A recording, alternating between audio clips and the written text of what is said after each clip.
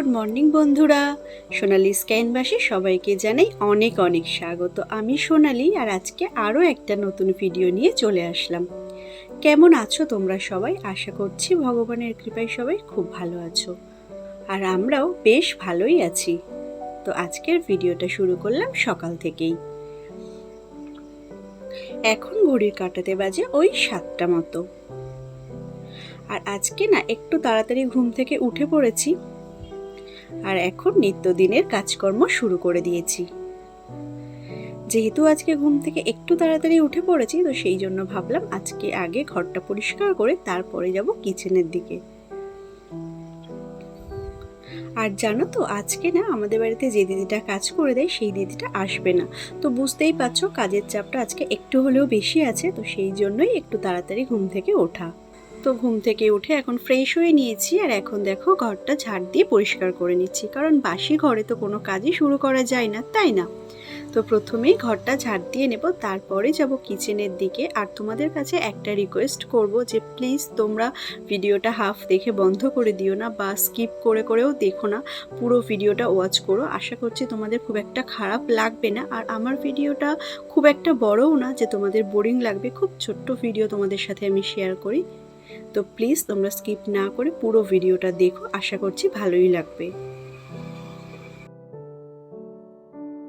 যেদিন আমার মাম্মামের স্কুল থাকে না, ও না একটু বেলা করেই ঘুম থেকে ওঠে, আর আমিও ওকে খুব সকালে আর ডেকে দিই না, যেহেতু প্রত্যেক দিন অনেকটাই সকালে ঘুম থেকে উঠে পড়ে। কিন্তু আজ জানো তো, আমার ওঠার সঙ্গে সঙ্গেই আমার মাম্মাম আজকে ঘুম থেকে উঠে পড়েছে। কেন জানি না, ও আর ঘুমাতে চাইলো না। তো মাম্মামকে ফ্রেশ করিয়ে দিয়েছে, আর এখন না ওর পাপার সাথে একটু খেলা করছে।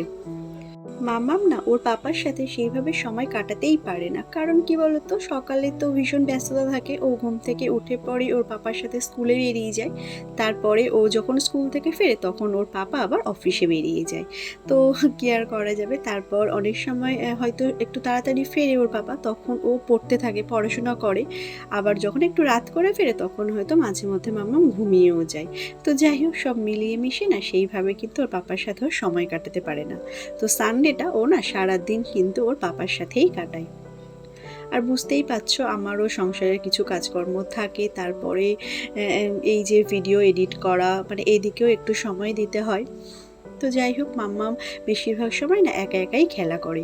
আর এখনকার বাচ্চাদের লাইফটা কেমন বলো তো, সেই 4 দেয়ালের বন্দি একটা জীবন। আমরা যেমন আগেকার দিনে সবার সাথে মিলেমিশে হইহুল্লোড় করে খেলা করতাম, আনন্দ মজা করে দিনগুলো কাটাতাম, এখনকার বাচ্চাদের সেই আনন্দ মজা কোথায় বলো তো? 4টে দেয়ালের মধ্যেই যেন তাদের সারাটা দিন কাটিয়ে দিতে হয়। আর তারপরে তো পড়াশোনার চাপ আছেই। তাও দেখবে গ্রামের দিকে এখনও কিন্তু দেখা যায় বিকাল হলেই সমস্ত বাচ্চারা একসাথে হয়ে হাসি মজা করে খেলা করে, কিন্তু শহরের দিকে এই জিনিসটা একেবারেই এখন হয় না। এখন ওই আনন্দ বলতে একটু পার্কে যাওয়া, একটু পার্কে খেলা করা, তারপরে বাড়ি ফিরে এসে আবার পড়াশোনা, আর না হলে একটু টিভি দেখা, বা নিজের মতন করে নিজের খেলনাগুলো নিয়ে একা একা খেলা করা। তো এটাই হচ্ছে এখনকার বাচ্চাদের লাইফ। তো যাই হোক, পরিস্থিতি যেমন হবে তার সাথে মানিয়ে নিয়ে আমাদেরকে চলতে হবে। তো এই দেখো, তোমাদের সাথে গল্প করতে করতে এখন চলে এসেছি কিচেনে। একদিকে বসিয়ে দিয়েছি উচ্ছে আর আলু ভাজা, আর একদিকে একটু ডিমের ঝোল, কারণ হাজব্যান্ড আবার অফিসে যাবে, তো ওর জন্য রান্না করে দিতে হবে।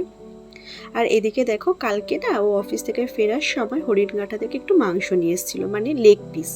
তো প্রথমে ভেবেছিলাম একটু চিকেন ললিপপ বানাবো, কিন্তু তারপরে আর ভালো লাগছিল না। তো ভাবলাম লেগ পিসগুলো দিয়ে একটু চিকেন কষা বানিয়ে নিই। তো যেহেতু ফ্রিজে ছিল, দেখো একদম মানে জমে গেছে, তো সেটা জলের মধ্যে দিয়ে রাখলাম। এটা এখন করব না, কারণ এটা করতে বেশ অনেকটাই সময় লেগে যাবে। তো এই দেখো, একটু ডিমের ঝোল করে দিয়েছি, আর এই যে উচ্ছে আলু ভাজাটাও প্রায় হয়ে এসছে, এটা দিয়ে না হাজব্যান্ডের ভাতটা গুছিয়ে দেবো, তারপরে চিকেন কষাটা বানাবো। তো এখন ঘড়ির কাঁটাতে বাজে ওই 10টা সাড়ে 10টা মতো, আর এখন আমার হাফ রান্না কমপ্লিট হয়েছে বলতে পারো। তো হাজব্যান্ডের ভাত গুছিয়ে দিয়েছি, ও জাস্ট নিয়ে বেরিয়ে গেল। আর এখন দেখো আমি টেবিলটা একটু সুন্দর করে মুছে নিচ্ছি, যদিও সকালে একবার করে পরিষ্কার করে নিই, তারপরে ওর মানে ভাত গুছিয়ে দিতে গিয়ে না একটু তরকারির ঝোলও পড়ে যায়। তো তারপরেও টেবিলটা আরেকবার করে সুন্দরভাবে মুছে পরিষ্কার করে নিই। তো আজকে না হাজব্যান্ডের একটু ডিমটা ভেজে আর ঝোল করে দিয়েছি, মানে যেটা চটজলদি হয় আর কি। তো ডিমের ঝোলও অল্প একটু রয়ে গেছে আর উচ্ছে আলু ভাজাও একটু রয়ে গেছে। তো এখন একটু চিকেন কষাটা করে নেব। তো আজকে না সকালে একটু রুটি বানিয়ে নিয়েছিলাম, মানে মাম্মামকে আজকে ব্রেকফাস্টে দুধ আর রুটি দিয়েছি। আর আমি দেখো এখন চা বানিয়ে নিলাম। তো যেহেতু ও অফিসে বেরিয়ে গেছে, এখন একটু ফ্রি হয়েছি, তো ভাবলাম ব্রেকফাস্টটা সেরে নিই। তো এই দেখো একটু চা বানিয়ে নিয়েছি আর এই যে দুটো রুটি ছিল, তো এটাই আমার ব্রেকফাস্ট হয়ে যাবে।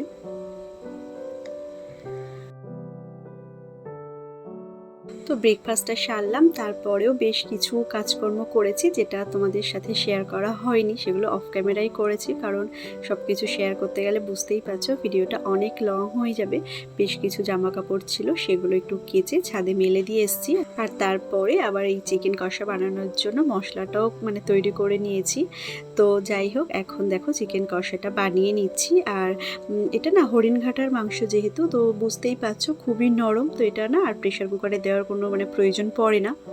তো সেই জন্য এই দেখো একেবারে কড়াইতে মানে মামামের জন্য রান্না করে নিচ্ছি, ওর জন্য আর আলাদা করে মানে করব না।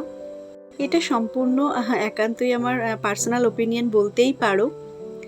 আমার মনে হয় ছোট বাচ্চাদের জন্য এই হরিণঘাটার মাংসটাই না বেস্ট, কারণ এটা এতটাই নরম, এটা প্রেসারে দেওয়ারও প্রয়োজন পড়ে না, আর বাচ্চাদের মানে খাওয়াতেও খুব একটা প্রবলেম হয় না। তো ওদের জন্য না একদম পারফেক্ট। যদিও আমার হরিণঘাটার মাংস খেতে খুব একটা ভালো লাগে না, তাহলেও যেহেতু মাম্মাম পছন্দ করে, তো সেই জন্য ওর বাবা না মাঝে মধ্যেই বাড়িতে নিয়ে আসে, আর মাঝে মধ্যেই সকলের জন্য রান্না করি, খুব খারাপও লাগে না। তো যাই হোক, এই দেখো আমার চিকেন কষাটা প্রায় হয়ে এসছে। আর আজকে না ভাবছি রান্নাবান্নাটা কমপ্লিট করে কিচেনটাকে একটু সুন্দরভাবে পরিষ্কার করে নেব। বেশ অনেক দিন হলো কিচেনটাকে না ভালোভাবে পরিষ্কার করা হচ্ছে না। তো এই দেখো আমার চিকেন কষাটাও হয়ে গেছে, খুব বেশি মাখা মাখা করিনি, কারণ যেহেতু মাম্মাম খাবে, ও না একটু ঝোল ঝোল খেতেই পছন্দ করে। তো চলো তোমাদেরকে দেখাই কি কি রান্না বান্না হয়েছে। তো এই যে সকালের একটু ডিমের কষা আছে, আর উচ্ছে আলু ভাজাও আছে, আর এই যে চিকেন কষাটাও কমপ্লিট হয়ে গেছে। তো রান্নাবান্না কমপ্লিট করে এখন দেখো চলে এসেছি কিচেনটা সুন্দরভাবে পরিষ্কার করে নিতে।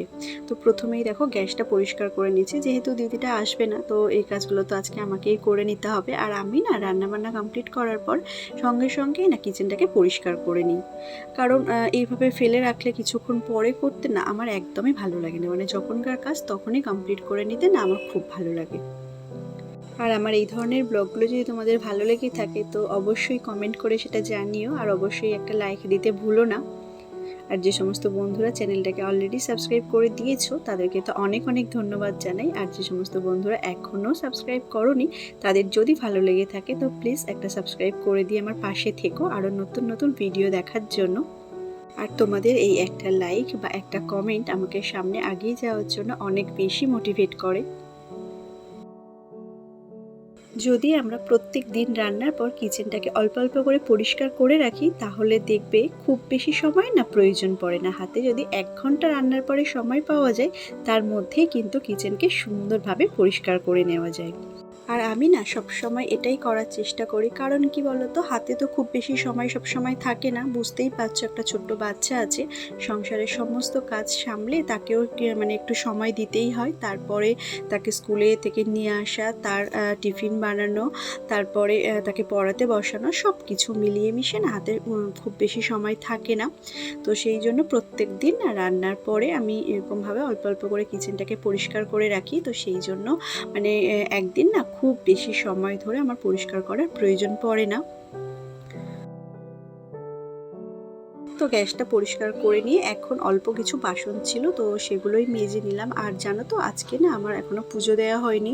তো এই যে রান্নাবান্নাটা কমপ্লিট হয়ে গেছে, কিচেনটাও পরিষ্কার করা হয়ে গেল। তো এখন মাম্মামকে স্নান করাবো, তারপরে আমি স্নান করে নিয়ে পুজোটাও দিয়ে নেব। বুঝতেই পারছো একা হাতে আজকে সকাল থেকে সবটা সামলাতে হচ্ছে, আর তার উপরে মানে যে দিদিটা একটু হেল্প করে দেয় সেই দিদিটাও নেই।